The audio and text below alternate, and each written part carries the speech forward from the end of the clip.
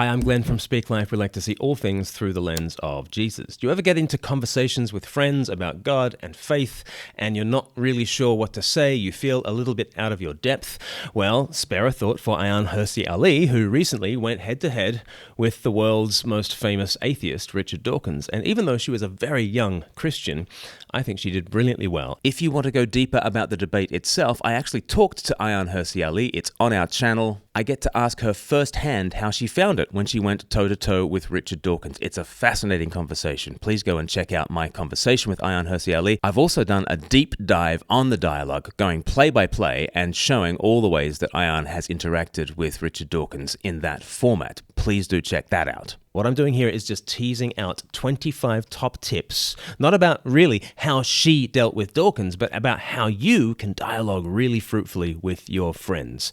And we're going to begin with number 1, your life preaches. Whatever else we say, actually our life will speak louder, and the courage that Ayaan Hirsi Ali has shown over the years has preached to Richard Dawkins. Listen to the way that Richard speaks about Ayaan.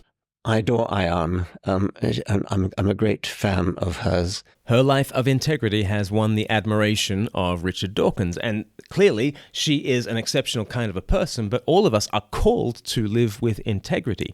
And in the verse that most commends personal evangelism in the New Testament, that paragraph, 1 Peter 3 verse 8, it begins like this: "Finally, all of you be like-minded, be sympathetic, love one another, be compassionate and humble." And that is the paragraph that ends up saying, "In your hearts revere Christ as Lord, always being prepared to give an answer to everyone who asks you to give the reason for the hope that you have, but do this with gentleness and respect." Notice how character and message go hand in hand. So that's the first point. Your life preaches. But then, point number 2, love your friend. I loved the way that this dialogue began and ended with a hug. And notice that very early on, Richard wants to pin down Ayaan Hirsi Ali on, do you believe in the resurrection? Do you believe in the virgin birth? And one of the very first things Ayaan wants to do is to express her love and admiration for Richard. I mean, do you really take it seriously that Jesus is the Son of God, Jesus rose from the dead, Jesus was born of a virgin, and that's part of Christianity?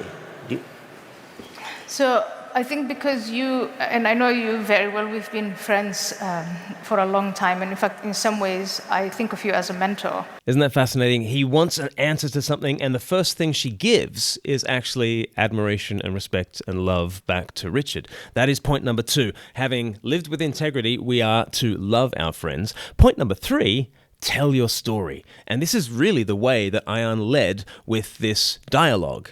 People were expecting fireworks, they were expecting a debate. She brought personal testimony. I had a personal crisis. I lived for about a decade with intense depression and anxiety, self-loathing.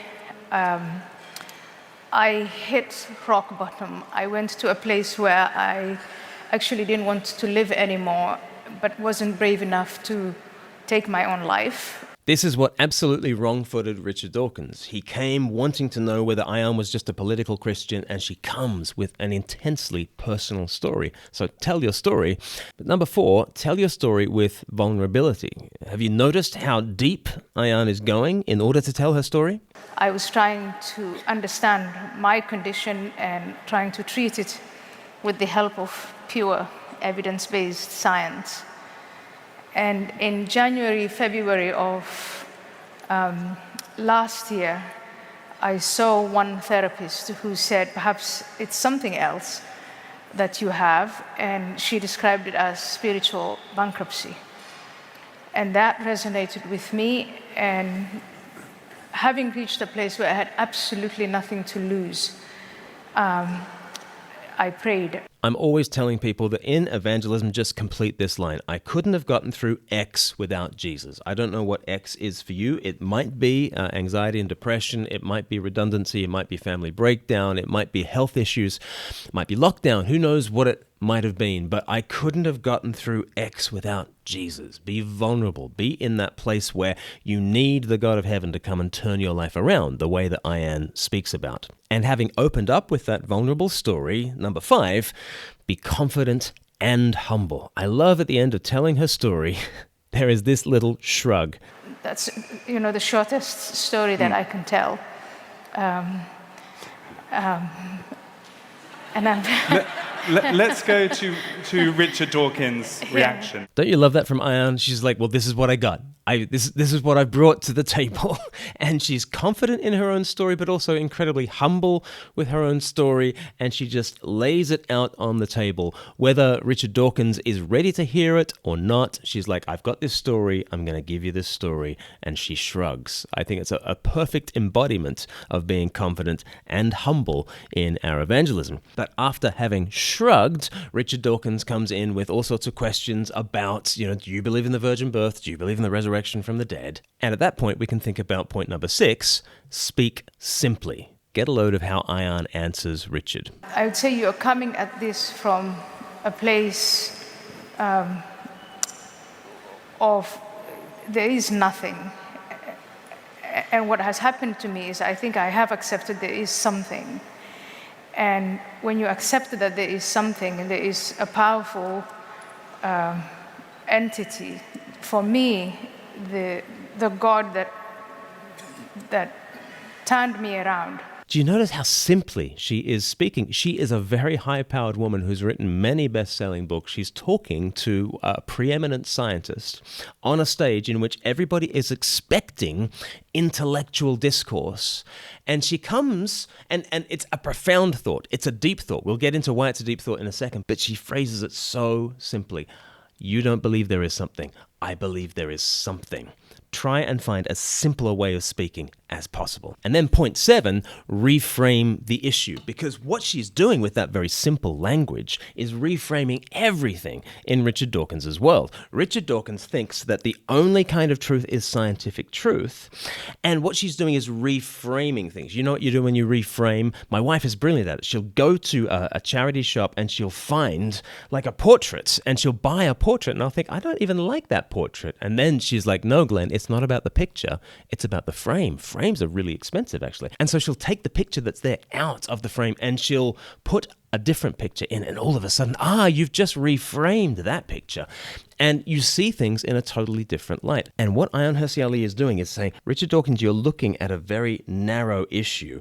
I want to reframe this issue and recognize that the reason why you aren't open to believing in the resurrection or the virgin birth or Christianity in general is because you only think that scientific truth is the only truth there is. You think there is nothing beyond this world. I think there is something beyond this world. I'm going to reframe the issue and help you to look through a different pair of spectacles, right? It's about pointing to the feet that you're both standing on. It's about naming the assumptions that you both have in the conversation. It's about recognizing where you're both coming from.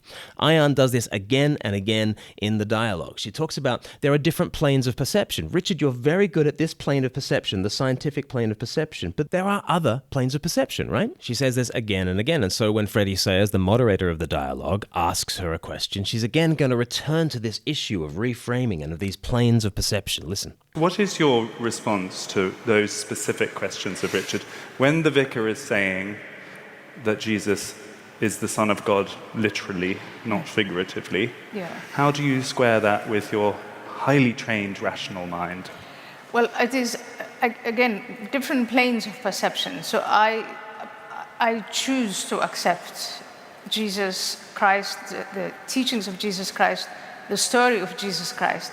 I choose to accept that. You see, it's about these planes of perception. And if Richard is just looking at the scientific realm, well, it's no wonder that he's not seeing the supernatural. It's about these planes of perception. And she chooses to open herself up to the possibility of something supernatural. And so, Richard, it's not surprising that you don't see the things that I see because we're dealing with different planes of perception. She's trying to reframe the issue again and again. She does it again later in the debate. It has to go back to, is there something or is there nothing?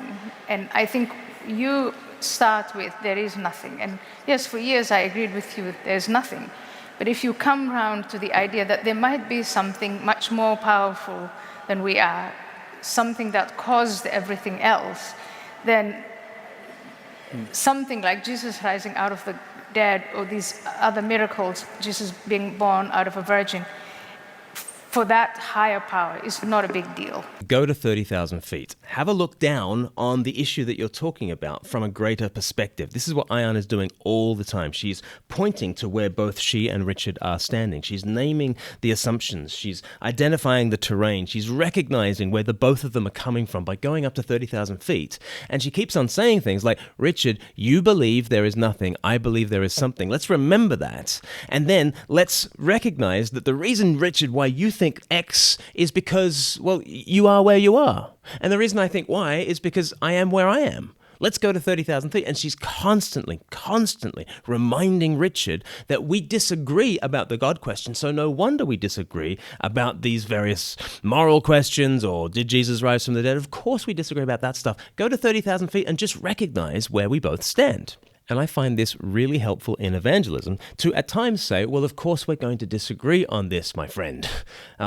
I think that there's God and you don't think that there's God. And so, of course, we're going to come to different views on morality or the meaning of life or what happens after you die or whether Jesus rose from the dead. Like if you think there's God and if you don't think there's God, then you're going to come to different views on this. Let's constantly remind our friends of where we're coming from. Go to 30,000 feet.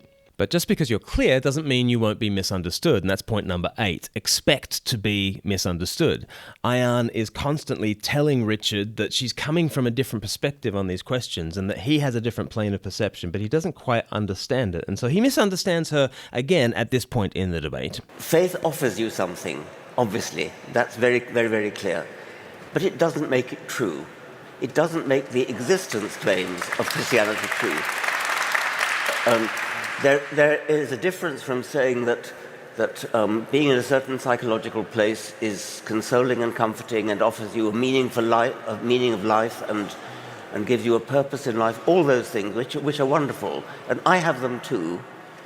They're a bit different, but I too have a purpose in life. I have a meaning in life, but just simply because something gives you a meaning and a purpose in life, it doesn't make the existential claims true. And Christianity, like any other religion, makes claims about the world, about the universe, which are either true or not true.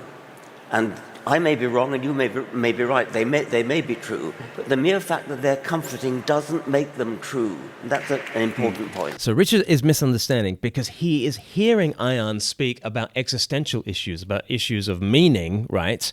And he says, well, that's all fine, that's very comforting, but that has nothing to do with whether something is true. But remember, for Richard, something is true only on the scientific plane.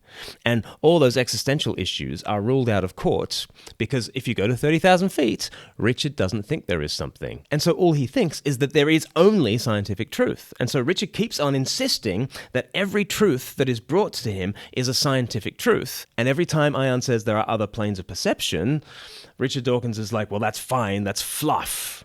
But what about the truth?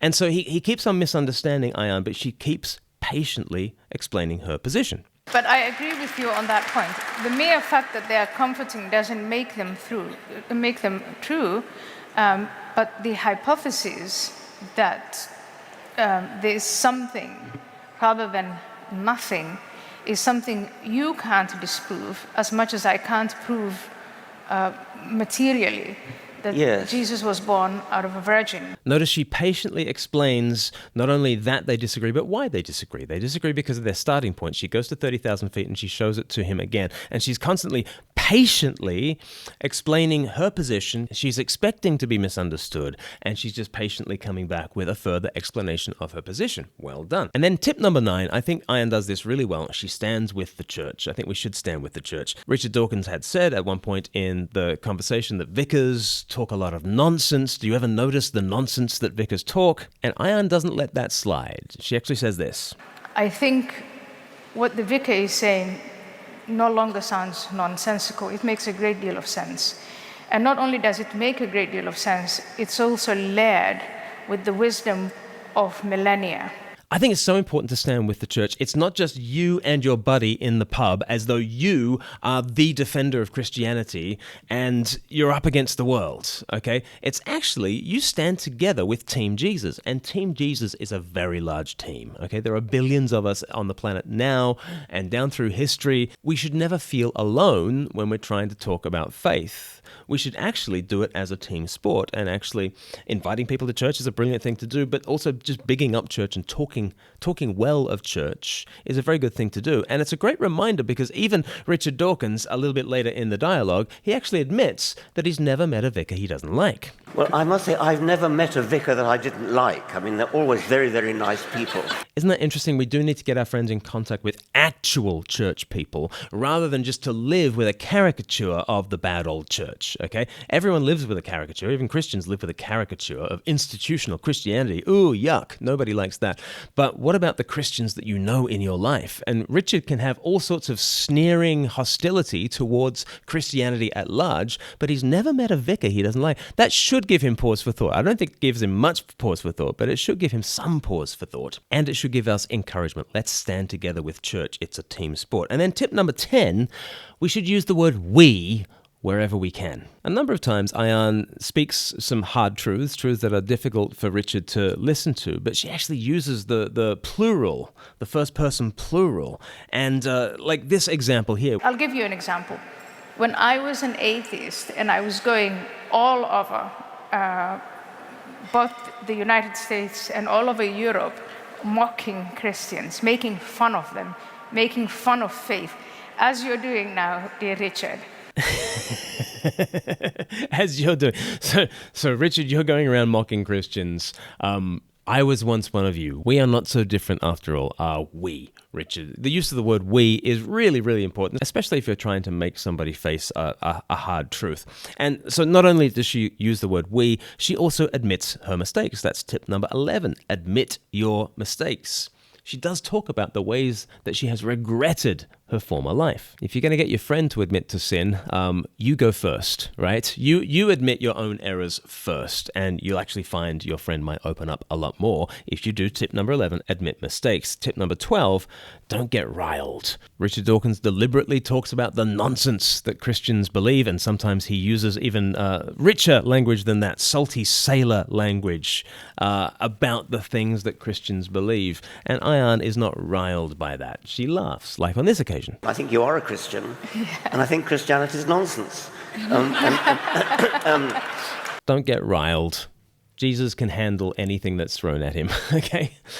Our God is big enough to handle whatever is said about him. We don't need to get riled on his behalf. We can laugh it off. Tip number 13, set your expectations, okay? Ayaan is very clear that she's not going to see Richard Dawkins converted that day. I think she does have hope for Richard Dawkins in the future. I think we should all have hope for Richard Dawkins in the future, but she sets her expectations and she has a real let's agree to disagree posture at times when she feels like she's not getting any further in the dialogue, like here. I choose to believe in God, and I think there we might say, let's agree to disagree. Always leave room for God to change minds and even to change a Richard Dawkins' mind. Ayaan is very aware of why she's there.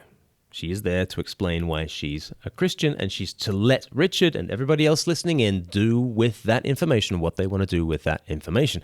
And I think that's a very helpful thing in evangelism. Your job is not to gain converts. Your job is to offer Christ. If you think your job is to gain converts, then you will do all in your power to try and manipulate people, right? And you'll be absolutely devastated when they don't give their lives to Christ in the moment, okay? But people very rarely change their minds in the moment.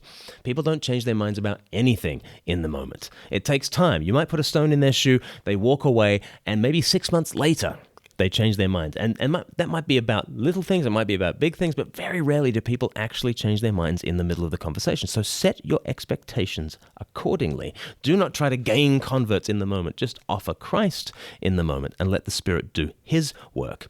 Tip number 14, disagree respectfully. Richard Dawkins has this long rant about Christianity being all about sin and how horrible that is. And when you think about Christianity, Christianity is obsessed with sin. How will Ayaan respond to that? Richard Dawkins says Christianity is all about sin. What's she going to say? Actually, she disagrees respectfully by reframing things and saying this. I find that Christianity is actually obsessed with love. I love that, and I love that language of I find that. What I'm finding, what I'm getting from my faith, what I'm getting from the scriptures, what I'm getting from church, what I'm getting from Jesus is this. And it's different to what you're saying. And isn't that a really respectful way of disagreeing with somebody? You say it's all about sin. What I find is that Christianity is actually all about love. And so she goes on and talks about how Christianity is all about love. But then we get to tip number 15. Don't ignore their challenge. Richard Dawkins has talked about how Christianity speaks about sin. Okay, so he's put that on the table, and Ayaan Hirsi Ali has said, no, it's actually about love, and that's a really good point, and I think she should have led with that point, and she did lead with that point. Well done.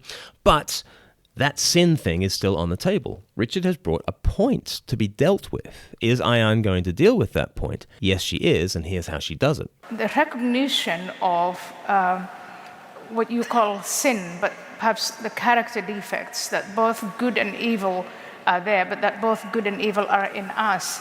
I think those teachings in Christianity are far more powerful and have led to, I think, the flourishing of Western civilization. She doesn't ignore Richard Dawkins's challenge. She does talk about sin, but then when she does talk about sin, she says, well, but isn't it a good thing that Christianity talks about sin? Don't we need to name this problem that all of us share? So she disagrees respectfully that Christianity is all about sin. No, it's actually all about love. But she doesn't ignore the challenge, and she says, no, I'm glad that Christianity mentions sin because this is a label that is really helpful to us in modern life. So that's tip number 15. Don't ignore their challenge. Tip number 16, center on Jesus. Now, when Ayaan says that Christianity is all about love, where is she going to go as her source on that truth? Well, Jesus. Here's what she says. The teaching of Christ, as I see it, and again, I'm a brand new Christian, but what I'm finding out, which is the opposite of growing up as a Muslim,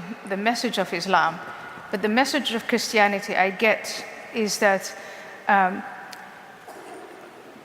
it's a message of love, it's a message of redemption, and it's a story of renewal and rebirth.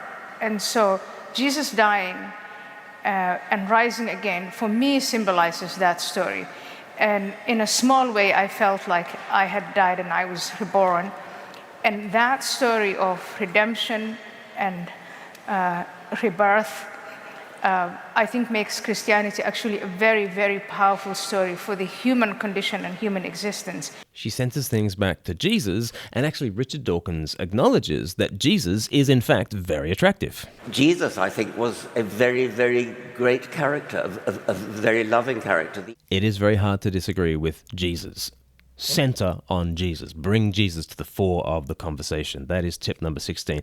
Also, tip number 17 is similar. Don't focus on religion per se. Ayaan is not there to defend religion per se, and she doesn't want to defend religion per se. She's very specific about the Jesus story. She's very specific about narrowing it down to Christianity, and we'll see why here. Richard, the statement you made about the holy books of Christianity and Islam being the same is absolutely untrue. And in fact, maybe a follow-up to this discussion would be to actually read these books to see what's in them and how different they are. And another mega difference is the characters of Jesus and the characters of Muhammad are absolutely radically different. I totally agree with that. Yeah, but that is why the holy books are not the same. The story is absolutely not the same. They are different. You can get lost in the long weeds talking about God until the cows come home. What we really need to do is to narrow down to Jesus, and let's be talking about who he is. And constantly when people say to me, I don't believe in God, I'm always saying, well, which God don't you believe in? And they end up describing a God who is very, very, very, very dislikable, right? A fundamentally unlovable God. And I end up saying, I don't believe in that God either. Let me talk about Jesus. We need to tip 16, center on Jesus. Tip 17, center on Christianity. Do not defend religion per se. Center on the God of Jesus. And then tip number 18, use analogies. Ayaan has been toiling away, trying to get Richard to go to 30,000 feet and to understand where she stands and where he stands, and that it's a planes of perception issue. It's the fact that Richard Dawkins is just constantly looking at the world in one kind of a way, and he's not open to actually perceiving the world in a different kind of a way. And she's made that point again and again and again, and he hasn't really got it. And so she uses an analogy from art. I will look at a painting by Pollock and I will think my 6-year-old must have spilled all the paint on the canvas and run around. And people are crazy enough to pay millions of dollars and hang it on walls. But I've actually seen people be moved to tears staring at a Pollock. That is a plane of perception that is real, but that's also very, very difficult to measure. And it's the same the way you're moved by certain pieces of music. So the fact that I have faith, and I choose to have faith because of what I've experienced, is just as real for me as it is for the millions of people who believe. Have you seen Annie Jackson Pollock? It's just like paint splashed against the canvas. And she asks her to think yourself into an art gallery and to imagine yourself stood before the canvas, and you just think it's a mess. And then someone who really understands Pollock opens your mind to seeing it in a different way. And the canvas hasn't changed. Your perceptions haven't changed, but your way of receiving what's there changes. And all of a sudden, you might find yourself crying in front of a piece of art that previously hadn't moved you at all. It's about planes of perception. It's about ways of seeing. The painting itself doesn't change. There's no new information going in through your eyeballs, but there's a different way of seeing. And Ayaan is using that as an analogy to say, look, we're both looking at the same world, Richard, but we're looking from completely different perspectives. And maybe you need to be like the person who finally appreciates the artwork. And there are tears rolling down the cheek. And that's not because the artwork has changed, but because you have changed. And because the way you have looked at the art has changed. She uses that analogy. Analogies are dynamite in these kind of dialogues. Use analogies a lot. That's tip number 18. The next 2 tips are questions that you can ask of your friends. Ask, what are you standing on? It's not just you as a Christian that needs to answer the questions that other people are asking. Your friend needs to answer questions too. So here's one question. For instance, the issue of thinking comes up. And Ayaan's got a question for Richard Dawkins. Okay, let's think about thinking. Where does thinking come from? On your view of the world, Richard, when you don't think there is anything beyond what we can see, touch, taste, and feel, do you have a place for thinking? Do you have a place for consciousness? Where does consciousness come from on a naturalistic worldview? That's a question that she kind of tentatively puts towards Richard. You have to get to that from thinking. And that brings us to consciousness. Where did all this come from? It's not just the Christian that needs to be able to field the questions from the non-Christian. The Christian can ask the non-Christian, what are you standing on? You are doing a lot of thinking. You prize rationality. So where has that come from? What are you standing on? And then the second question, tip number 20, what's your alternative? Like, if somebody is asking the Christian questions about morality or questions about the afterlife or questions about the Bible, there is always a version of that question that the non-Christian has to answer. Like, it's not just the Christian that is in the dock the whole time having to answer questions. If you don't like what Christianity is offering to the world, what does atheism offer to the world? Ayaan makes that point again and again. As an atheist, you don't really offer an answer. You don't offer a prescription for this is a way of life, this is the path to happiness, this is how you can deal with the challenges of existence. And atheism is an attitude. It basically says, as of now, there is no evidence to show that God exists or that a higher power exists, full stop. And you figure the rest of it out.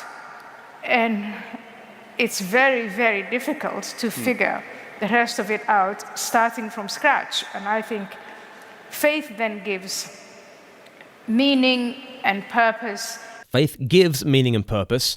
Richard, what does atheism offer? This is a question that we can ask. What is your alternative to Christianity? It clearly bugs Richard because later in the debate, a couple of different times, Richard says, no, this is what atheism offers. It offers rational, secular humanism. Here's what he says. What do we then have to offer to these young people who are seeking something? Rational, secular humanism. Or later in the debate, he says this. We have secular humanism, we have rationality, we have moral philosophy. Moral philosophy is how we decide which bits of Christianity we like and which bits we don't, which bits of the Bible we take as being moral and which ones we don't. We cherry pick.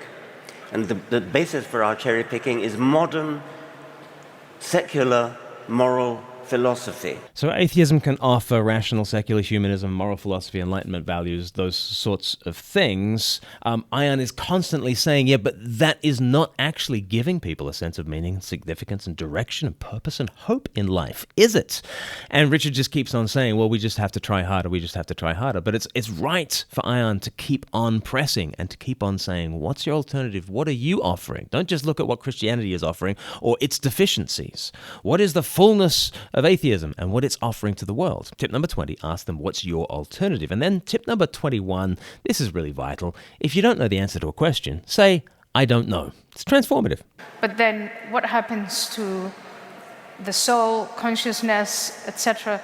That, again, I don't know. Yeah, Ayaan is a new Christian. She's thinking these sorts of things through. She doesn't know the answer to these questions, and so she just says, I don't know. It's transformative, isn't it? You can do that in evangelism. You can just say, I don't know. But none of that changes the fact that God reached down into my life and turned me around, and none of that changes the fact that the church has been this thing for like thousands of years, giving meaning and purpose and significance and hope. And the fact that I can't answer a question about does our consciousness survive our deaths, yeah, I need to look into that, and I'll look into that. But I don't know. Christendom is not about to crumble because you don't know the answer to a question. Tip number 21, say, I don't know. I say it all the time. I don't know. Tip number 22, encourage the good. Get people to follow through on the things they already believe in. And Ayaan Hirsi Ali has this thing about civilizational Christianity is a bulwark against, something worse like Islam, right? And actually, Richard Dawkins believes in that at the same time. And so what she's trying to do with that is, it's not just a culture war thing. It might be a culture war thing. But in this environment and in this encounter, what she's trying to do with that is to say, Richard, you are on Team Christianity when it comes to the future of life on planet Earth. And if it comes down to a choice between Islam and Christianity, you're on Team Christianity every time, aren't you? And what she wants to do with that is, once he owns the fact that he's on Team Christianity, and in that sense he is, then Ayaan wants to say, oh, well, you can't be on Team Christianity and actually kind of hack away at Christian foundations. That doesn't make any sense if you're on the team. Are you on the team or are you not? And what she's trying to do is encourage the good, get people to follow through on the beliefs that they already have. I'm constantly trying to do this. If people believe in human rights, I'm like, pull at that thread. I think you'll find God the human, Christ, at the other end of it. If you believe in compassion, pull at the thread of compassion. I think you'll find compassion incarnate. You'll find Jesus Christ at the other end of this. I want to encourage the things that you already believe that will lead you to the truth. And let's keep pulling at those threads. Tip number 22, encourage the good. Tip number 23, read Dominion by Tom Holland. Ayaan Hirsi Ali clearly has.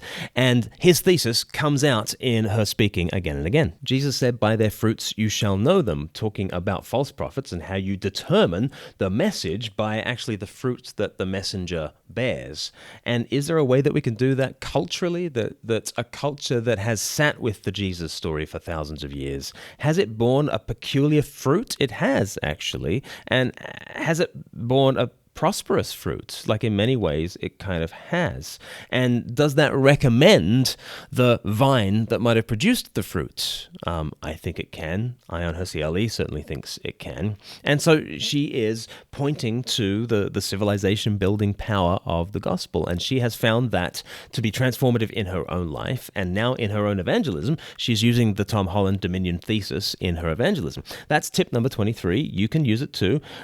You can read Tom Holland's Dominion. You can read my book, which is basically the Tom Holland thesis from a Christian point of view, The Air We Breathe, and you can use it in evangelism. I've found it fruitful. She finds it fruitful, but you need to do that together with tip number 24, which is be ready for the usual Dominion critiques, okay?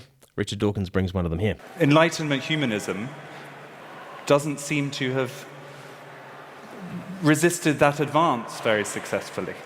Well, let's press it harder then. But then Ayaan is ready for that dominion critique, and so she says, Rational secular humanism is itself an outcome of Christianity. And Well, I think I don't buy that. it starts with the admission that rational secular humanism, the Enlightenment was able to take place within that Christian context, and it is a product of Christian civilization. It didn't happen in China, it didn't happen in the Middle East, it didn't happen anywhere else.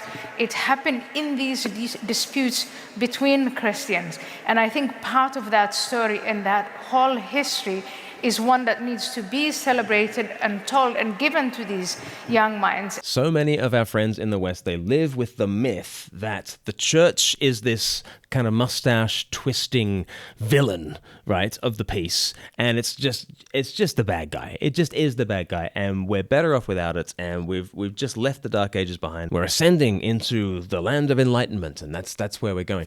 And we need to undercut that. I think we genuinely need to undercut that myth, because it is a myth. We need to bust the myth.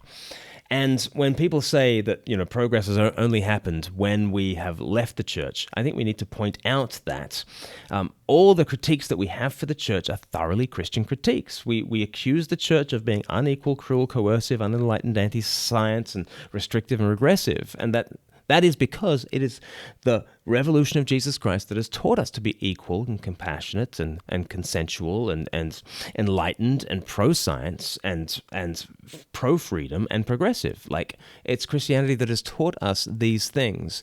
And therefore, we shouldn't be surprised by the critiques that come the way of Christians. And we should be ready to handle them. I think Ayaan did a good job of being ready to handle those kinds of critiques. Tip number 24, be ready for the usual dominion critiques. And then final tip number 25, be holistic. Okay, Richard Dawkins always wants to talk about scientific truth. And your friend might not be like Richard Dawkins. They might always want to talk about sexual freedom or identity politics, or they might always want to talk about Old Testament narratives, or I don't know what the one issue is that your friend might want to have, but Ayaan has always wanted to go and preach more holistically about what Christianity offers, and at the same time wants to point out that the narrowness of the non-Christian view is not really that livable. And so she says this about Richard's view of Enlightenment rationalism. The assumption was reason and enlightenment and humanism is simply going to emerge from education. The higher your level of education, the more reasonable you are. Now, what we see on display in our universities is the very opposite. That is a moral crisis. Do you accept that? Well, you seem to be saying that the organization isn't there. I mean, we need a church of humanism or something like that. I've never been in favor of that kind of thing, but do you accept the observation that Ayaan is making? Do you think that's true, that having expected enlightened humanism to take the space if religion receded, that didn't happen? Something else happened. I was never that optimistic. I mean, I never thought we were going to have a sort of brave new world of enlightened humanism. I was just interested in the truth, and the idea that somehow we were on a mission to found a new church or something like that. We just never were. So you didn't think about what would happen afterwards? No, I mean, I can't speak for my colleagues, but for as far as I was concerned, what I was interested in is what is true. And I believe that all religions are false, and I'm interested in what is scientifically true. I'm interested in what is true, and then he says that's what's scientifically true. And so we come full circle to this whole issue of these planes of perception, and Richard Dawkins just thinks that the truth is whatever is scientifically true. And Ayaan beautifully, using tip number 25, as we're now going to call it, she is being holistic, and she's saying, look, what you offer to the world is so narrow, it's so thin, it's so insubstantial. It will not sustain our culture and our civilization. And we need the good and the beautiful and the meaningful, right? We need purpose and hope and direction, don't we, Richard? Of course we need these things in addition to the scientific truth that you're so keen on. And so tip number 25, be holistic. Those are 25 tips that I've got for you. Do you have any more tips about personal evangelism? Have you noticed anything in the way that Ayaan and Richard spoke with one another? Are there tips that Richard teaches us about how we can have better faith conversations? Why don't you tell me about that in the comments? And listen, if you want to investigate Christianity for yourself, or if you want to share your faith with other people, 321course.com is the place to go. You'll get a Christianity 101 that assumes no prior knowledge, and we'd love you to go there. It takes you just seconds to start an account, and then you're in, and you can watch the material yourself, you can join the chat community, you can download all the other extra bonus content, you can sign up for Ask Glenn Anything events, and we can keep this conversation going. But why don't you go to 321course.com, check it all out. Please think who this video might help and give it a share to those people. Give it a like as well. And why don't you subscribe to this channel so we can catch you on the next one. We'll see you then.